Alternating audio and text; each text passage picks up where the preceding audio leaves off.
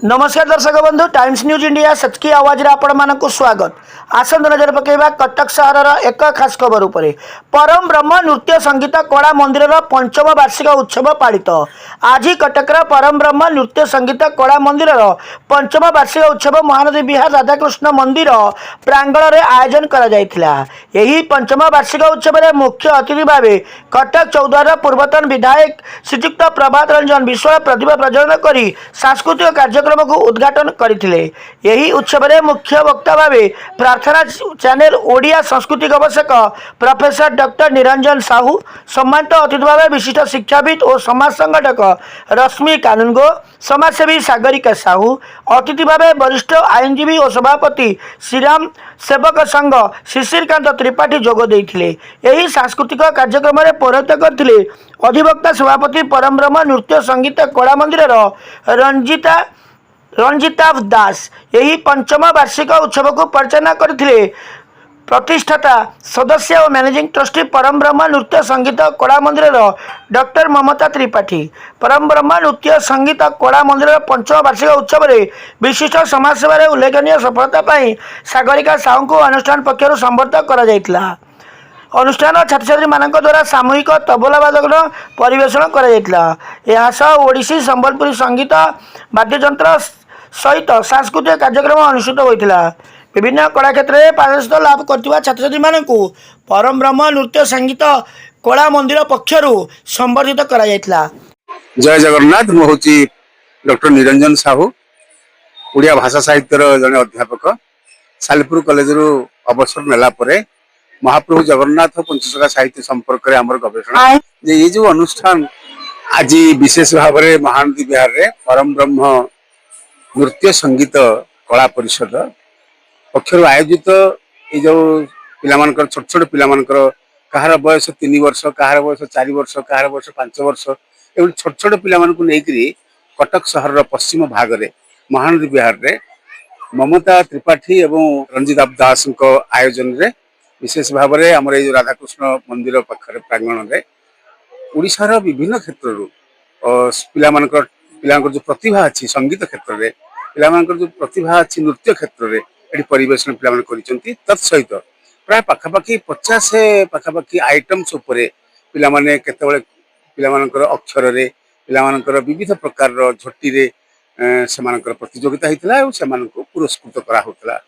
यहाँ हूँ केवल उत्साह पाई, कारण आमे माने तो गतायु अवस्था ओडिशा हूँ कला देशर देश, उत्कल विशेष भाव में कला भास्कर्य एवं संगीतर देश एवं यही देश में महाप्रभु जगन्नाथ विशेष भाव आप देखिए महाड़ी नृत्य, ओडिसी नृत्य, संबलपुरी नृत्य पिला बड़े चमत्कार परिवेशन से स्कूल कॉलेज पाठ पढ़ा सहित कला को हासिल कर विशेष भाव में बहु अनुप्राणित समस्ते आई भाव में आमर कहवा कथा हूँ जे विशेष भाव में पिला अनुप्राणित हूँ, कारण यही पिला ही पाठ पढ़ी नृत्य विदेश ना कर गीत ना कर ना कर निज जीवन को बलवत्तर करने सहित अन्य उत्साहित कर।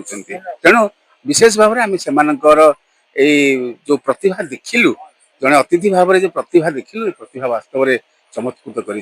जय जगन्नाथ। मु शिशिरकांत त्रिपाठी आईनजीवी भुवनेश्वर।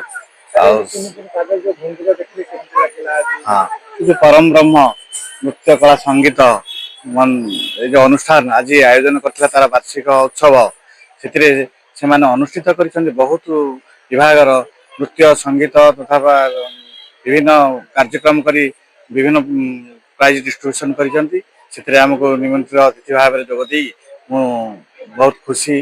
और जो परंपरा बचाई जो गांधर्व कला रक्षा जो प्रचेषा कर अनुष्ठान से अनुष्ठान प्रतिष्ठाता डॉक्टर ममता त्रिपाठी आमर आईनजीवी भाई रंजिता दास ये मुख्य अतिथि भाव जोगदे आमर डॉक्टर निरंजन साहू महोदय बहुत समय अभी देइछंती से प्रार्थना चैनल रे सिद्धार्थ भक्ति रे आम देखी आज प्रत्यक्ष भाव सांगे रही निजक गर्वित अनुभव करुच्ची। अनुष्ठान को बहुत धन्यवाद देवा सहित निजक कृतज्ञता मन कर। दास अनुष्ठान स्थायी सभापति एवं आईनजीवी परम ब्रह्म नृत्य संगीत कला परिषदर ଆନୁକୂଲ୍ୟରେ ଆଜି ତାର ପଞ୍ଚମ ବାର୍ଷିକ ଉତ୍ସବ ଅନୁଷ୍ଠିତ ହେଉଛି ଏବଂ ଏହି ଉତ୍ସବରେ ଯେଉଁ ଛୋଟ ଛୋଟ ପିଲାମାନଙ୍କର ନାଚ ଗୀତ ଏବଂ ଯେଉଁ ସଙ୍ଗୀତର ଯେଉଁ ଆସର ଯେଉଁ ପରିବେଶ ଏ ପରିବେଶର ଆମମାନଙ୍କୁ ସମସ୍ତଙ୍କୁ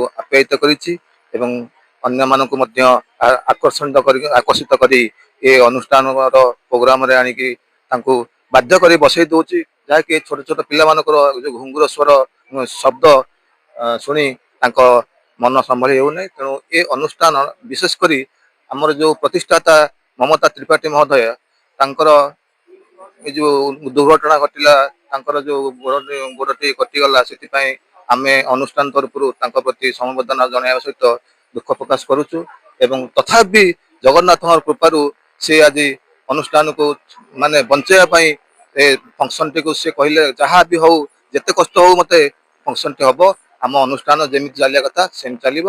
ଜୟ Jagannath. Cuttack city Mirza Rizwan Baig, Times News India, सच की आवाज।